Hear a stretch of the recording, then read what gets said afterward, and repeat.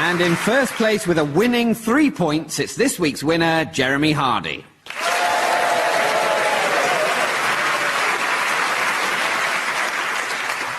That's about it for this week. All that remains is for me to thank our guests, Joe Brand, Jeremy Hardy, Alan Davis and Clive Anderson. You've been a wonderful audience, and that really was the unbelievable truth. Goodbye. The Unbelievable Truth was devised by John Naismith and Graham Garden and featured David Mitchell in the chair with panellists Clive Anderson, Alan Davies, Joe Brand and Jeremy Hardy. The chairman's script was written by Ian Pattinson and the producer was John Naismith. It was a random production for BBC Radio 4.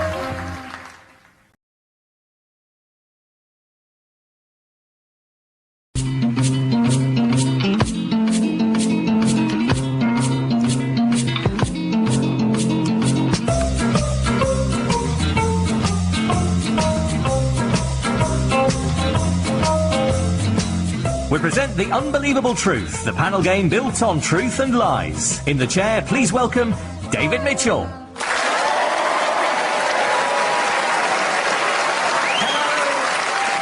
Hello and welcome to The Unbelievable Truth, the panel game where the players lie about truth, lie about fiction and lie about naked. Joining me this week we have 4 top-class comedians who make being funny look easy, when in fact, as we all know, it's Jade Goody who looks easy. They are Darrow Brian, Sandy Toksvig, Joe Caulfield and Graham Garden.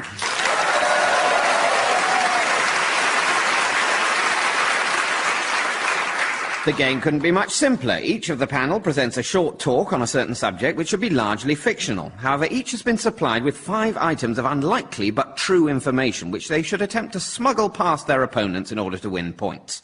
Points will be scored by anyone spotting these factual truths, but deducted for an incorrect challenge. We'll begin with Sandy Toksvig.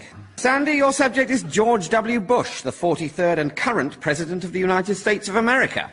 George W. Bush got his name from his early childhood living under dense foliage in the mountains of Tennessee. He was raised by wolves, which is why he never fully mastered human speech. Graham. I think she's right about not mastering human speech, isn't she? That's the truth. Some people have said he's not entirely articulate, but I don't think that was because he was raised by wolves. No. Does he get a point, then? No, he doesn't get a point, I don't think. Despite this, George managed to grow up and go to Yale University, where the White House website will tell you he graduated in the top 86% of his class.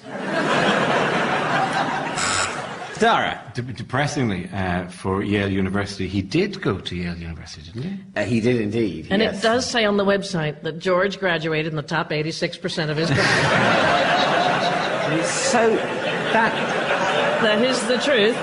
And George has yet to work out that that is 14% from the bottom. Yeah. George is known to have a number of phobias. He will do anything to avoid going in a lift, can't bear fish served with any kind of sauce, or international law being followed in disputes with other countries. Dara. Just for the crack, I am going to say that clearly the last one isn't true, but I would like to think that he does have some sort of phobia with fish served with sauce. Unfortunately, that's not one of his weaknesses. No. I think he's like, like with toddlers, you can't give them food that actually looks like food. He likes food, if it's in the shape of a bear or something, he'll eat it. So if you give him a fish, he's not going to eat that, is he? Unless it's in the shape of a bear. Exactly. Yeah. But the fact that George Bush can eat sauce, he's gone up in my estimation no end. I think we're underestimating him. He has to do it with a straw, mind. Right. True, and sauce isn't technically a solid food, so... And for all we know, every White House meal does come with airplane noises.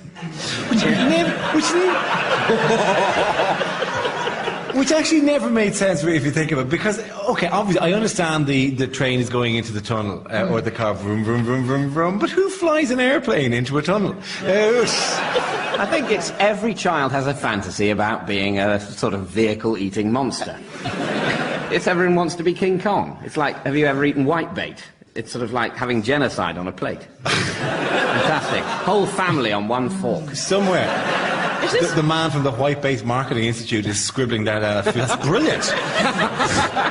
It's like genocide on a plate. be running into work tomorrow going, big day for the White Place Institute this week.